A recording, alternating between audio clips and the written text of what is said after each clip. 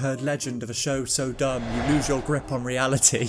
But isn't it just a silly little show about high school? It shouldn't be that dumb, should it? Should it? Should it? I'm asking, should it be this dumb? With what started as like a funky reimagining of the Archie comics, which are like these things, if you've never heard of them, but with a little bit of high school drama and murder thrown in, it seems alright. Like at first glance, it's sort of an average American TV show that you sort of mindlessly go through and watch and get addicted to as it goes on. Over the course of 100 or so episodes, the show has gotten way more unhinged and just... what? Okay, I'm gonna confess something. I have watched Riverdale before. Yeah, I know. Don't shout at me. I did used to watch it. In peak depression mode in the middle of university, I started watching it because I thought, ooh, cool, a funky little murder mystery thing. I like murder mysteries. I like it. And I thought, oh, Cole Sprouse is in it. I used to like The Sweet Life of Zack and Cody. I'm gonna watch that. I don't know these other people, but murdering Zack and Cody? Woo, that should be fun. It wasn't. With one more season to go until it's cancelled, I thought it would be best for all of us to come together and watch the show and see how it's evolved, just so everybody can experience the chaos. Chapter 1. Episodes are called chapters in this, okay? Get used to that. The River's Edge. Mysterious. It opens with Cole Sprouse gloomily narrating things to set things up very quickly because it's quite an elaborate plot, with shots of small-town America graced over the top. And then you're introduced to the main plot of the series. 2 twins. Oh my god, one of them has perished. Oh my god, they're both ginger. Oh my god. 2 new people roll into town. Ooh, people. Obviously, we're supposed to see that these people are from around here, shown by this obvious statement. What is a chocolate shop and why does it sell burgers? What's a chocolate shop? I'm pretty sure it's relatively self-explanatory. It's a shop that sells chocolate, but also burgers. That is it. It's not like a new word that they invented. I know the spelling's different, but it's a chocolate shop. I'm already angry. Bam. We're introduced to the final of our 2 characters. The main ginger, Archie, obviously, after the comics, and then Betty, and then also you got Kevin in there as well. But again, here is another stupid thing that I don't understand. Game changer. Archie got hot.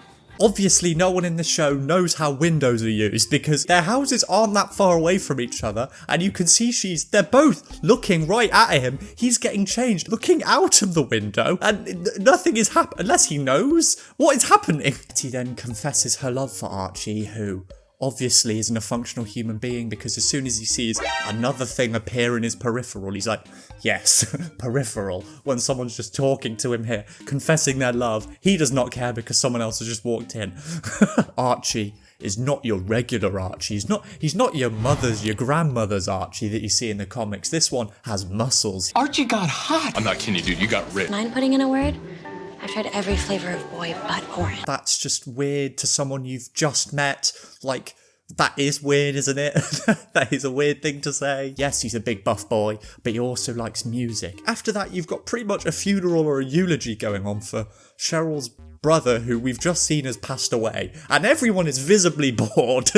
Like, she's talking about her brother. I get it, you're supposed to be like, oh, I don't like this person, she's like the queen of the school or whatever, but she's talking about her dead brother To move on with our lives. She's grieving, and everyone, it just cuts to everyone being like, oh god, when's math gonna start? Like, what?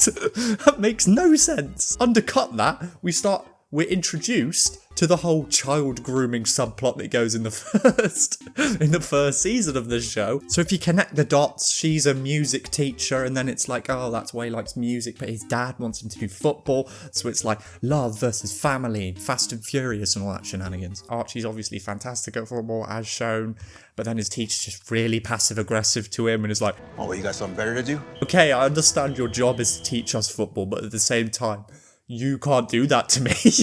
You got something better to do, man. Like, yes, experience life. Like, what? To summarise the rest of the episode, there's like a dance that he goes to it with Betty, but then kisses Veronica, and it's like, oh my god, how could you do that? Archie meets Jughead, and he's like, oh, what do I do? And then you find out they were friends in the past, and it's like, ooh, so it's like setting up, I know things, and Archie's like, I know things too, and oh my god, his body's washed up, oh, mystery, whoa! That's episode 1, pretty much. But You can contrast that with episode 115.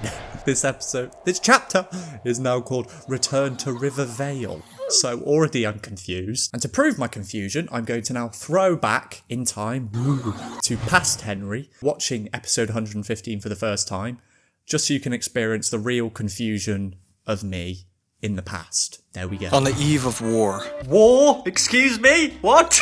Percival didn't know that we were back from the dead. I'm sorry. Back from the dead? What? Isn't this about high school? What? He's building a ghost train. Ghosts! Ghosts!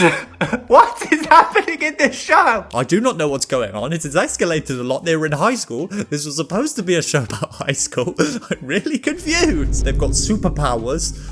It's a man called Percival who's out to get them. They were dead, but now they're alive. Archie's got long hair. This show is so dumb. Seemingly, what's happened is that a man called Percival has shown up and given them superpowers for some reason. I'm not sure what superpowers they have, but we find out as the show goes on. And there's a ghost train, which is, out of everything, is the one thing that I'm really confused. Like, what? A ghost train? Like, as in... choo-choo train. Skipping into a portal, you meet another Jughead, and there's another Jughead, so there's 3 in total. There's something called the Great Forgetting in this place called Riverdale. Yes, Riverdale, as opposed to your Riverdale. Which is like an adjacent universe next to Riverdale, but they've got the same name sort of, but with a change of a letter, which I don't really understand the significance of that. Maybe it's like Vale for like Valley opposed to like a Dale.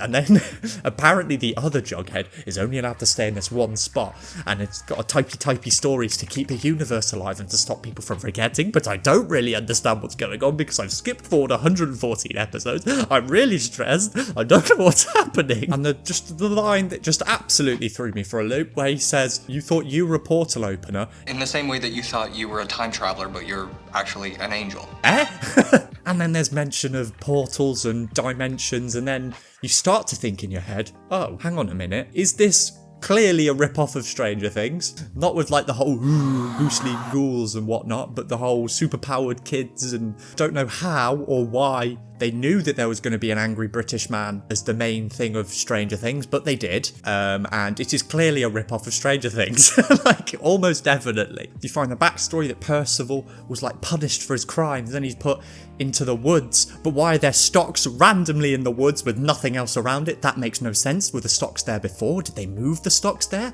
And then out of nowhere, of course it happens, the devil walks in and he does a trade with the devil, because what else can't they throw into this show? The one thing I can say is, amid all of this confusion, is that Cole Sprouse is the one person that I'm like, yeah, you're really committing to this.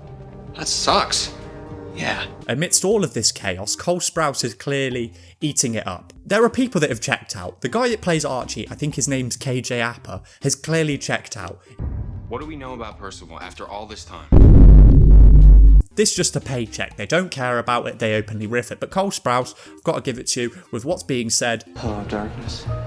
My old friend. You're clearly going for something, so well done. Journal Augustus Pickens is going around the sweet hereafter drafting dead, strapping souls like my dear brother to fight a war against the living here in Riverdale. And Percival's using the ghost train to ship them to Riverdale so he can invade us.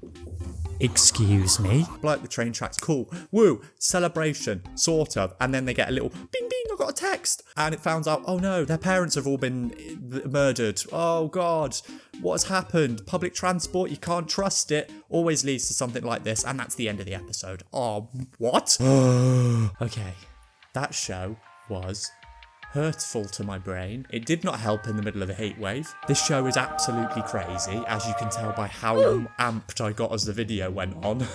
But that's Riverdale. If you enjoyed this video, leave a like and subscribe for more, and let me know any other weird videos and shows that you want me to react to, because obviously I'm having a breakdown here and I need help.